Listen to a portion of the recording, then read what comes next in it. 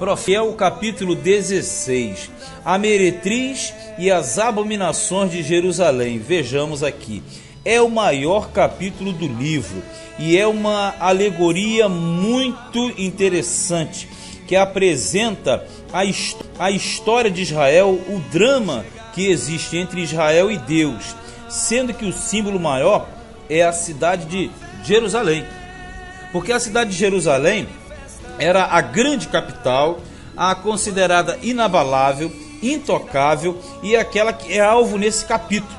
Inclusive Jeremias e até o próprio Oséias já usaram nas suas literaturas este exemplo, não é, de união matrimonial entre Deus e Israel, que nesse capítulo aqui vai tomar outras visões muito mais acentuadas, principalmente tratando-se de Jerusalém. Mas vamos ler, verso 1 diz: E veio a minha palavra do Senhor dizendo: Filho do homem, faze conhecer a Jerusalém as suas abominações. Veja que Jerusalém é tomada como o ponto central. Jerusalém que era a capital e a última a ser derrubada. E dize, assim diz o Senhor a Jerusalém: a tua origem e o teu nascimento procedem da terra dos cananeus. Teu pai era amorreu e a tua mãe Heteia. E quanto ao teu nascimento, no dia em que nasceste, não te foi cortado o umbigo, nem foste lavado com água para a tua purificação, nem tampouco foste esfregada com sal, nem envolta em faixas. Vamos ver aqui. É uma visão complicada, mas não é difícil de entender. Aqui é o seguinte: Jerusalém é vista como sendo uma virgem, ou melhor, nem uma virgem por enquanto, uma criança que nasce no meio de uma origem pagã. Por isso que fala assim: teu pai era amorreu e tua mãe Heteia. Porque Jerusalém, mesmo depois que Israel tinha possuído a terra na época de Josué, mesmo assim Jerusalém permaneceu nas mãos dos pagãos durante muito tempo. Somente Davi conquistou e tomou Jerusalém das mãos dos jebuseus. Isso lá em 2º livro de Samuel, no capítulo 5, você tem essa narrativa. Então ele está dizendo o seguinte: a tua origem é cananeia, tua mãe e teu pai são pagãos. E na verdade, quando você nasceu, o teu umbigo não foi cortado, ou seja, a união, a ligação entre as práticas de Jerusalém, elas estão se mantendo da forma dos seus ancestrais. É isso que ele está traçando aqui. Aí ele fala do nascimento de uma criança, que se lavava com água, se purificava, esfregava sal na criança, tipo uma esterilização, e depois enfaixava. Então ele está dizendo assim: ô Jerusalém, você na verdade não perdeu seus laços com os seus pais, no caso os cananeus. Olha aqui 5, ó. Não se compadeceu de ti olho algum para te fazer alguma destas coisas. Compadecido de ti, antes foste lançada em pleno campo pelo nojo da tua alma no dia em que tu nasceste. É mais ou menos o seguinte: nas culturas pagãs, em determinados casos e situações, as crianças eram lançadas fora. Algumas eram mortas, outras eram enterradas e por aí vai. Então ele está dizendo que ela foi jogada fora. Essa criança nasceu, ninguém quis, jogou fora. Aí 6, ó. E passando eu por ti, vi-te manchada do teu sangue e disse-te: ainda que estás no teu sangue, vive. Sim, disse-te: ainda que estás no teu sangue, vive. Quer dizer, a criança foi lançada fora porque ela é de origem cananeia. Mas o Senhor passou e viu essa criança, então ele tomou para si. 7. Eu te fiz multiplicar como o renovo do campo, e cresceste, te engrandeceste, e alcançaste grande formosura. Avultaram os seios e cresceram o teu cabelo, mas estavas nua e descoberta. Aí aquela questão é uma comparação de um homem que acha uma criança, leva essa criança e ela cresce. E conforme ela vai crescendo, ela vai tomando os feitios da adolescência até se tornar mulher. E aqui está apresentando o tratamento de Deus com Jerusalém. O tratamento de Deus que na verdade foi um tratamento de amor, de carinho. Olha aqui no 8, ó. E passando eu por ti, vi-te. E eis que o teu tempo era tempo de amores. E estendi sobre ti a auréola do meu manto. Estender a auréola quer dizer tomar posse. E cobri a tua nudez. E dei-te juramento e entrei em concerto contigo, diz o Senhor. E tu ficaste sendo minha. Então aqui já está falando de um relacionamento mais íntimo na maioridade.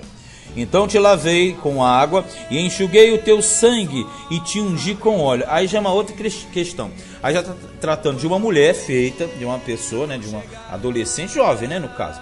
Aí você lavar e enxugar aqui é purificar dentro dos rituais que são tratados em Levítico. É a purificação menstrual e etc e tal. Pegou solta, né? Ungiu com óleo, moral da história. Fez a purificação para que ela ficasse devidamente dentro dos padrões exigidos, né? 10. Também te vesti de bordadura e te calcei com pele de texugo e te cingi de linho fino e te cobri de seda. Eu te ornei de enfeites e te pus braceletes nas mãos e um colar à roda do teu pescoço. Quer dizer, tomou essa aqui que era uma jovem, estava jogada, purificou-a e está dando um tratamento de princesa, de rainha. Colocando joias, colocando colares, pulseiras, brincos. Ó. Aí fala assim, e pus uma joia na testa e pendentes nas orelhas e uma coroa de glória na cabeça. E assim foste ornada de ouro e prata, e a tua veste foi de linho fino e de seda e de bordadura. Nutriste-te de flor de farinha, e de mel, e de óleo, e foste formosa em extremo, e foste próspera, até chegares a ser rainha. Moral da história, ele fez toda uma preparação, fez todo um incremento, dando joias, deu a comida, boa alimentação, para que ela fosse rainha. Porque as rainhas, para chegarem a ser rainhas, primeiramente elas passavam, as mulheres, por um processo de purificação e de adorno, para aí sim se tornar rainha. 14. E correu a tua fama entre as nações por causa da tua formosura, pois era perfeita, por causa da minha glória, que eu tinha posto sobre ti, diz o Senhor. Mas confiaste na tua formosura e te corrompeste por causa da tua fama, e prostituías-te a todo o que passava para seres suas. Vamos entender aqui. Então a visão pega lá de trás. E diz que era uma criança, um bebê que foi lançado fora, ele recolheu. Isso se diz respeito lá atrás, mas lá atrás mesmo, né? Porque nós pegamos a parte de Jerusalém, aquela época do Melquisedeque, quando nem Jerusalém era Salém, né? Puro, né? Salém quer dizer paz. E ali você vê que o nascimento é lá atrás, mas muito atrás. Aí quer dizer, foi crescendo, aí Deus achou, depois pegou essa época de Davi, já trouxe. Só que Jerusalém passou a ser a mais famosa. Passou a ser a cidade mais famosa do Oriente. E aí diz que conforme ela foi crescendo e formosa, começou a se prostituir com os vizinhos aqui, 16. Ó. E tomaste das tuas vestes e fizeste lugares altos adornados de diversas cores. Aí são os cultos pagãos. Ó. E te prostituíste sobre eles. Tais coisas não vieram, nem hão de vir. E tornaste as tuas joias de enfeite, que eu te dei do meu ouro e da minha prata, e fizeste imagens de homens, e te prostituíste com elas. Aí já viu, né? Aqui está falando que começou a pegar tudo aquilo que Deus entregava, né, para a esposa, no caso, aqui para Jerusalém, e ela começava a repassar isso aqui para outros, prostituindo-se, dando para todo mundo os enfeites, né? Aí ele fala mais aqui, ó, tomaste as tuas vestes bordadas e os cobriste, ó, e o meu óleo e o meu perfume puseste diante delas, e o meu pão que te dei, a flor de farinha e o óleo e o mel, com que eu te sustentava, também puseste diante delas, em cheiro suave, e assim foi, diz o Senhor. Quando fala delas, aqui delas as imagens, as abominações, correto? Então quer dizer, a visão qual é? O marido é Deus, a esposa é Jerusalém, que simboliza o povo dele, na verdade, e aqui esses amantes são os ídolos que, na verdade, começaram a ser cultuados, como nós vimos no capítulo 14, né? Por isso que você vê em série, né? Capítulo 14 falou desse tipo de prática, capítulo 15 diz que vai ser queimado, e o 16 está explicando todo um tratamento que Deus fez com Jerusalém. 21, ó. E mataste meus filhos e os entregaste a elas para os fazerem passar pelo fogo. Aqui é uma referência aos sacrifícios de crianças, a esses ídolos. E em todas as tuas abominações e nas tuas prostituições não te lembraste dos dias da tua mocidade, quando tu estavas nua e descoberta e manchada do teu sangue. E sucedeu depois de toda a tua maldade. Ai de ti, diz o Senhor, que edificaste uma abóboda e fizeste lugares altos por todas as ruas. Quando fala abóboda é aquela cúpula que você tem nos templos, não é? aquelas mini cúpulas. Eu acho que todo mundo aqui já viu, pelo menos na televisão. Então, tipo as basílicas, né? Tem aquele redondo, aquele globo em cima, como aquela parte central de Jerusalém, né? Tem o Domo da Rocha. Então está dizendo o seguinte: a abóboda aqui significa que em todos os lugares eles levantaram pontos de idolatria, de exaltação a deuses. Por isso que ele fala aqui, altos são os montes, por todas as ruas, ou seja, todos os lugares altos e nas ruas. Ó. E a cada canto do caminho edificaste o teu lugar alto, ou seja, encruzilhadas, né? E fizeste abominação à tua formosura, e alargaste as pernas a todo o que passava, e multiplicaste as tuas abominações. Essa expressão, alargar as pernas, é uma mulher prostituta ou adúltera que automaticamente recebe outros homens. E aqui está dizendo que foram vários, mas não são homens aqui, são na verdade outras práticas, outros cultos, outros deuses. Também te prostituíste com os filhos do Egito, teus vizinhos de grandes membros, e multiplicaste a tua prostituição para me provocares a ira. A visão aqui é uma visão bem, digamos assim, bem pesada, né? Porque quando fala teus vizinhos do Egito, porque os egípcios eram os vizinhos que sempre tinham os ídolos maiores, as chamadas maiores divindades. Você lembra até quando Deus destruiu o Egito na época de Moisés.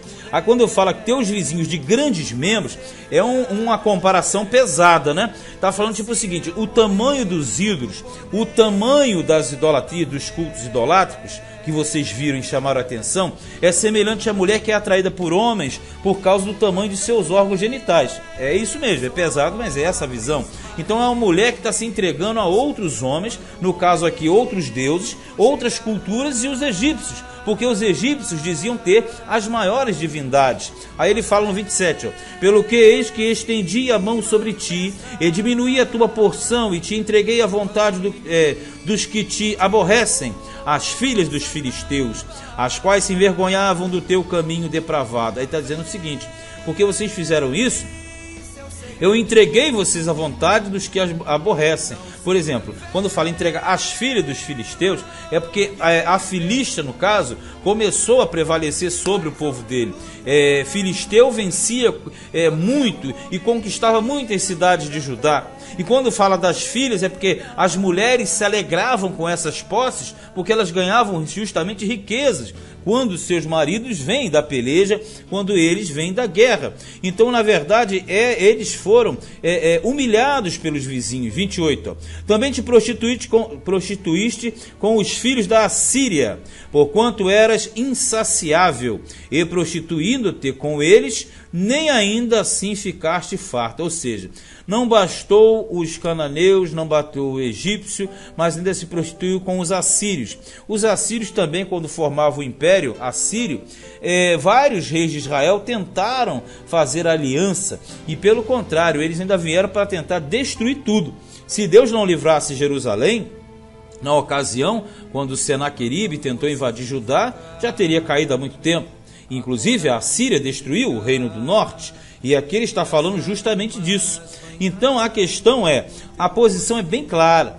A esposa de Deus se prostituiu com outros. Olha o 29. Antes multiplicaste as tuas prostituições na terra de Canaã até a Caldeia, e nem ainda com isso te fartaste. Quer dizer, há muitas prostituições, são prostituições cultuais, e mesmo assim eles não cansaram. 30. Quão fraco é teu coração, diz o Senhor, fazendo tu essas coisas, obra de uma meretriz imperiosa. Quando fala meretriz imperiosa, é uma chefe de bordel, ou seja, é aquela que é a chefe, a líder, né, da verdade, de outras prostitutas. Isso aqui, em escatologia, vai bater justamente no sentido da abominação, da apostasia, né, da igreja infiel que nós temos lá na frente. 31. Edificando tu a tua abóboda ao canto de cada caminho, e fazendo o teu lugar alto em cada rua, não foste sequer como a meretriz, pois desprezas-te a paga. Aqui é o seguinte, falou de novo da abóboda, que você sabe que são símbolos de idolatria.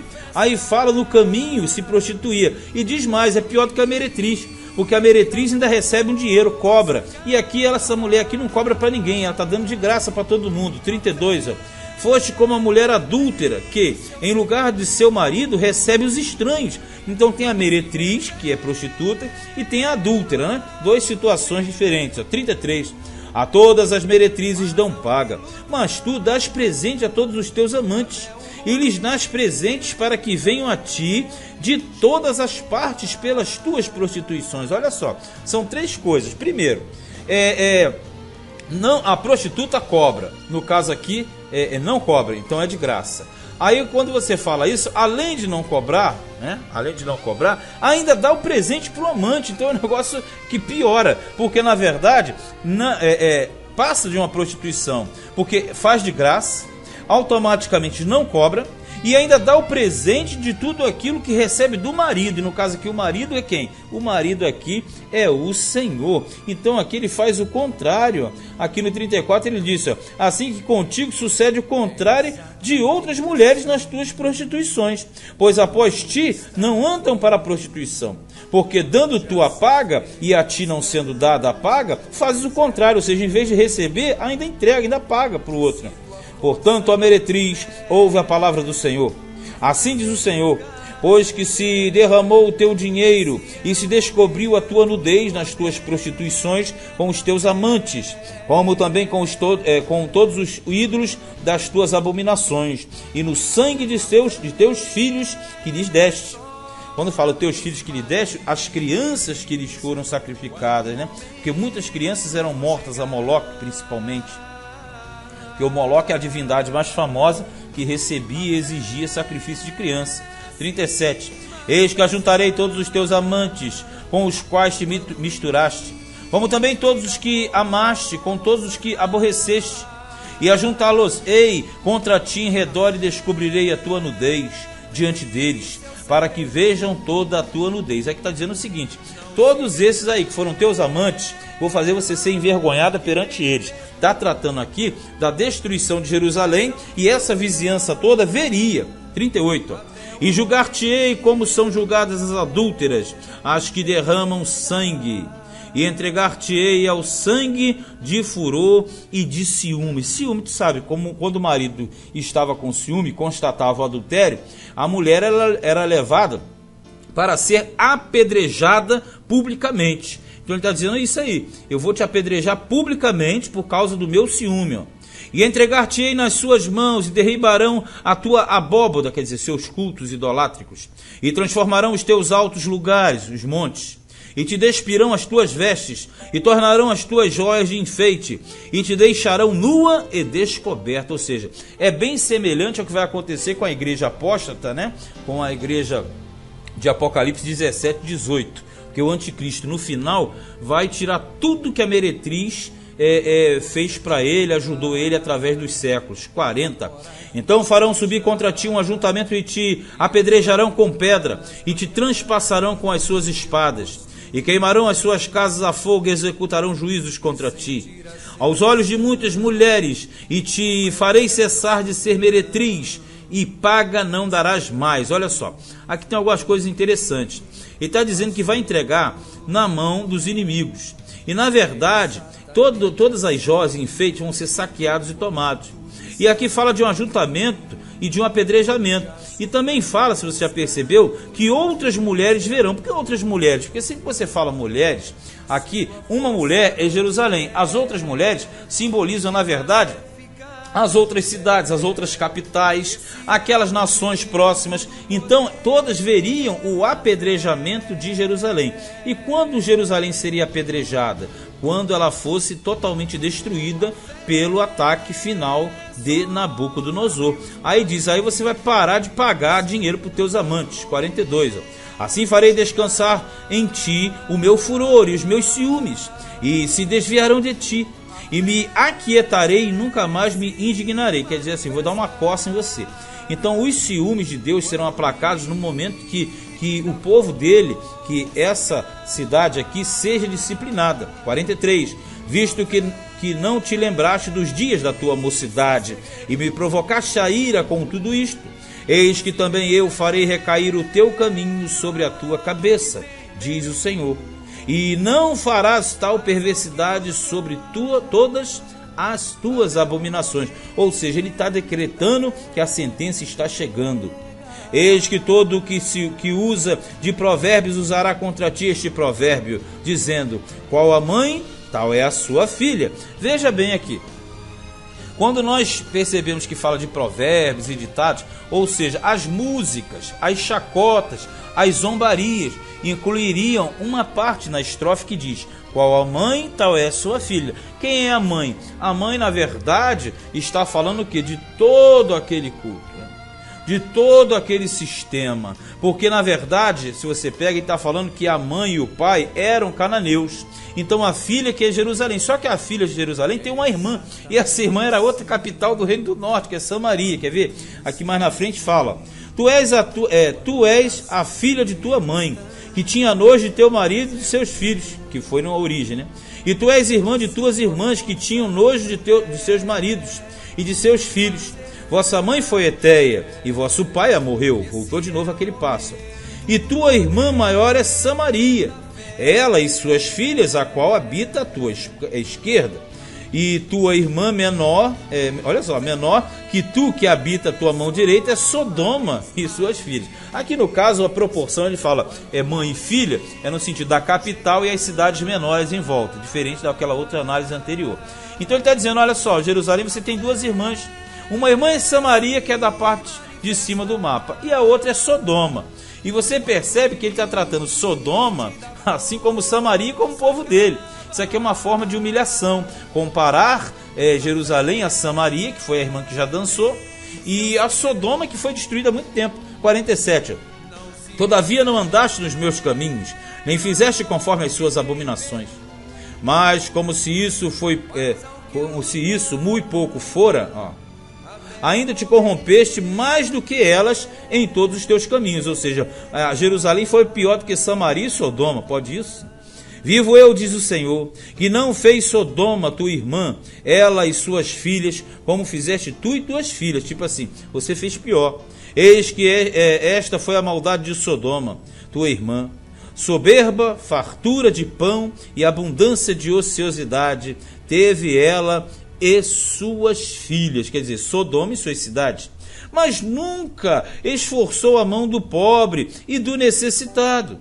E se ensoberbeceram e fizeram abominação diante de mim, pelo que as tirei dali, vendo eu isso. Olha só, aqui é um texto muito interessante, porque fica bem claro que quando Sodoma e Gomorra e etc. foram destruídos, os pecados maiores não eram os pecados sexuais, como são falados muitas vezes, né?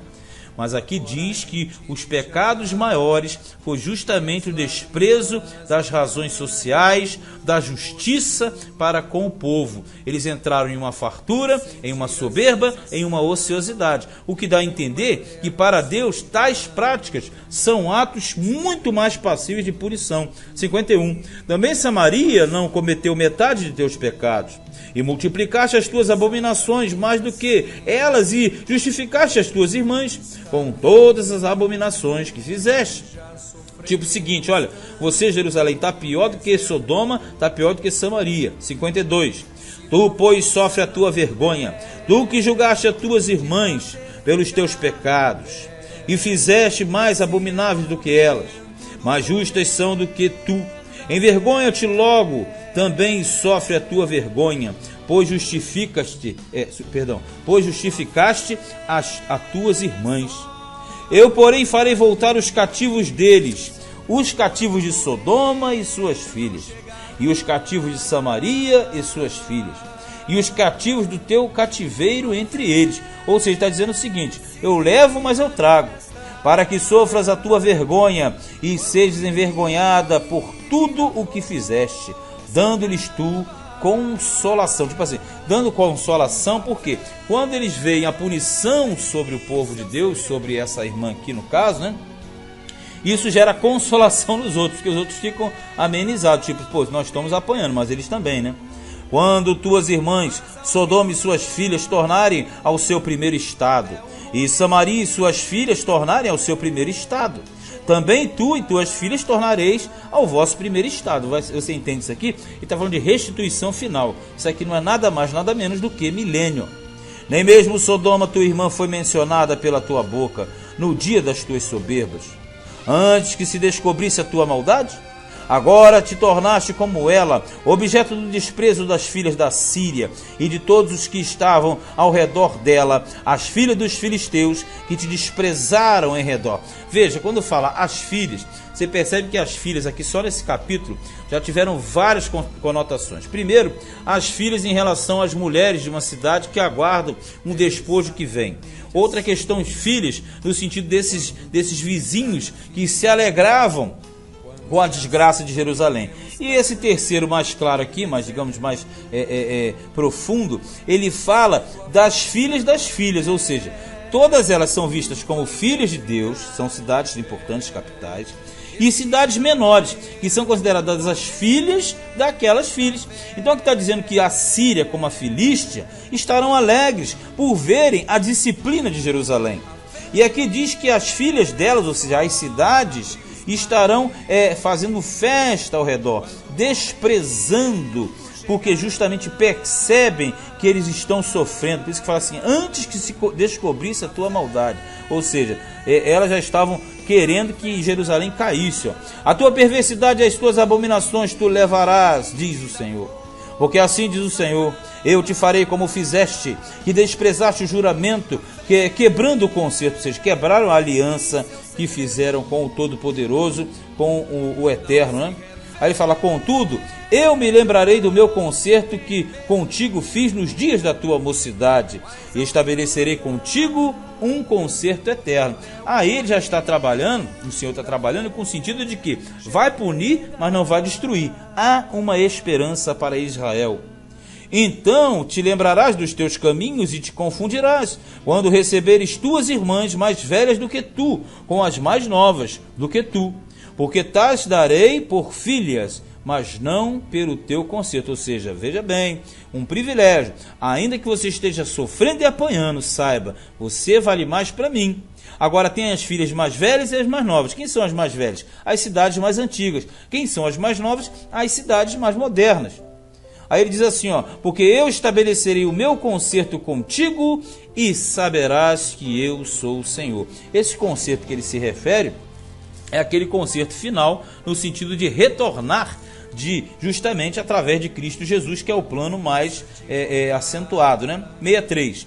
Para que te lembres e te envergonhes e nunca mais abras a tua boca por causa da tua vergonha, quando me reconciliar contigo de tudo quanto fizeste, diz o Senhor. Capítulo grande, né? O maior de Ezequiel, olha, 27 para 28 minutos de gravação, mas com certeza é um capítulo de suma importância, apresentando a profundidade da ligação existente entre Deus e Jerusalém, que na verdade simboliza o povo dele, e para hoje, os dias de hoje, simboliza a igreja também. Só que você sabe que a igreja é dividida entre uma parte fiel e infiel por causa da apostasia. Mas esse daqui foi livro de Daniel, livro de Ezequiel, capítulo de número 16.